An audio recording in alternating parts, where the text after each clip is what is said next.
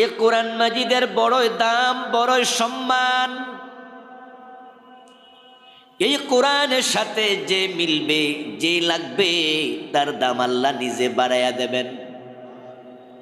এটা আল্লাহর ওয়াদা। আল্লাহ নিজে বলেছেন,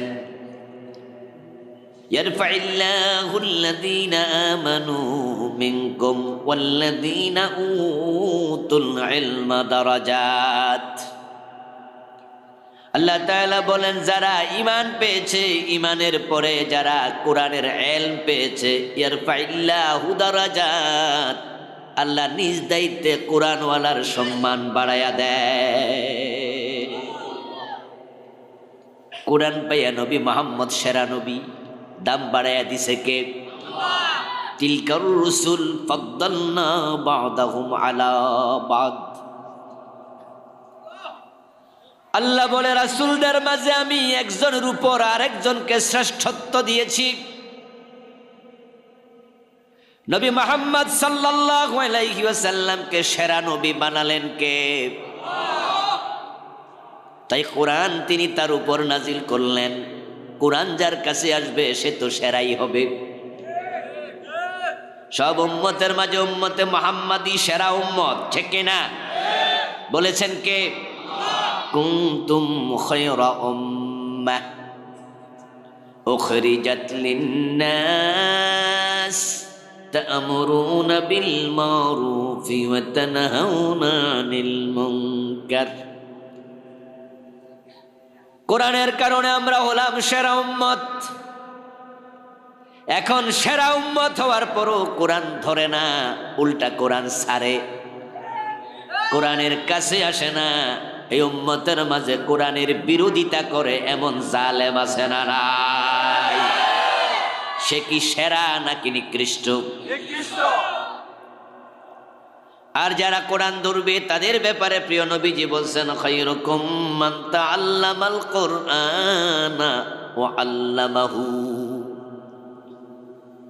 কোরআন যেহেতু সেরা, এর কাছে যে আসবে, যেটাকে ধরবে, তার দাম আল্লাহ নিজে বাড়াবে। আমি নবী মুহাম্মদ বলছি, তোমাদের মাঝে যারা কোরআন শিখে এবং অন্যকে শিখায়, সে হলো তোমাদের মাঝে সবচেয়ে সেরা ব্যক্তি। আমার বন্ধু, কোরআন এমন এক কিতাব, এর সাথে কম দামি কাপড় লাগলে কোরআনের গিলাফের দামটা বাড়াইয়া দেন কে? 100 টাকার দামি কাপড় কোরআনের গিলাফ হয়ে তার গায়ে লেগে যাক, এই কাপড়টা যদি ছিঁড়ে যায়, তারপরও কেউই কোরআনের গিলাফ দিয়ে ঘর মোছে না, নেকড়া বানায় না। কিন্তু 1000 টাকা দামের জামা ছিঁড়ে গেলে জামা দিয়ে, 10,000 টাকা দামের কাপড় যদি ছিঁড়ে যায়, কাপড় দিয়ে মানুষ ঘর মোছে না, শুধু বাচ্চাদের প্রস্রাব পায়খানাও। কিন্তু 100 টাকা দামের কাপড় কোরআনের গিলাফ হয়ে গায়ে লাগার কারণে এটার দাম এমনটা বেড়ে গেল। যদি ভুলো পা লাগে আমরা চুমু খাই, কোরআনের গিলাফটা বুকে জড়াইয়া ধরি, কারণ কোরআন এমন দামি, এর সাথে যে লাগে তার দাম বেড়ে যায়। সুবহানাল্লাহ।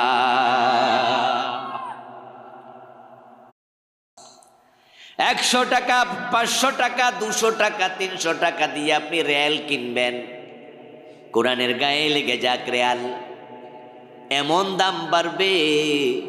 5 লাখ টাকার চন্দন কাঠের তৈরি খাটের মাঝে বাচ্চারা প্রস্রাব পর্যন্ত করে দেয় দাঁড়ায়া দাঁড়ায়া।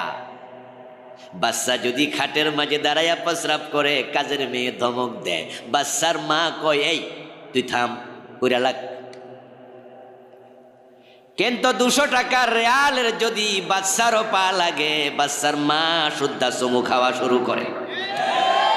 কোরআনের গায়ে লাগার সাথে সাথে কম দামি কাঠের দাম বাড়াইয়া দিছে কে?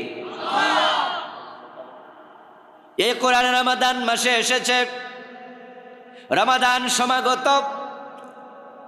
আমরা আজকে কোরআন এবং রমাদান দুটা নিয়ে সংক্ষিপ্ত আলোচনা করব, দুটার মাঝে সময় ভাগ করে দেব।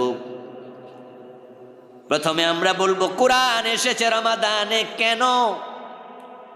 একটা উদ্দেশ্য আছে না রে? কথা কয় না। কোরআন পাঠানোর পিছনে আল্লাহর একটা উদ্দেশ্য আছে না নাই? উদ্দেশ্য যদি পূর্ণ আপনি না করেন তাহলে আপনি ব্যর্থ হলেন।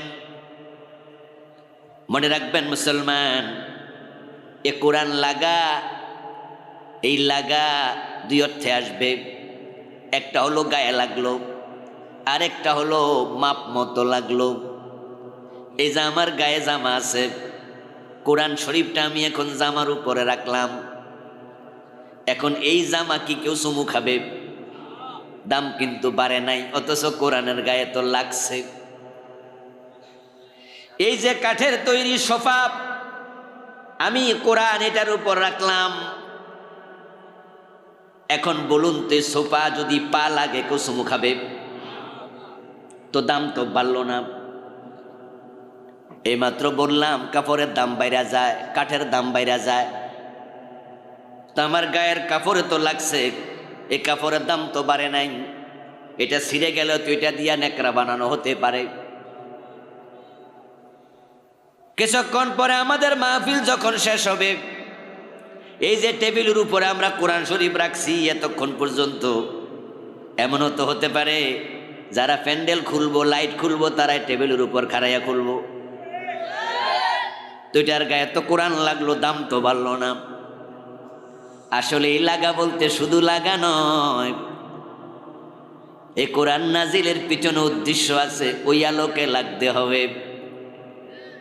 এই কাপড় কোরআনের গায়ে লেগেছে, দাম বাড়েনি, কারণ এটা কোরআনের গায়ে মাপ মতো লাগেনি, এটা গিলাফের মাপ নয়। যদি গিলাফ কোরআনের মাপে লাগতো, গিলাফের দাম বাড়তো। এই কাঠে কোরআন লেগেছে, এটা কোরআনের মাপে রেয়াল নয়।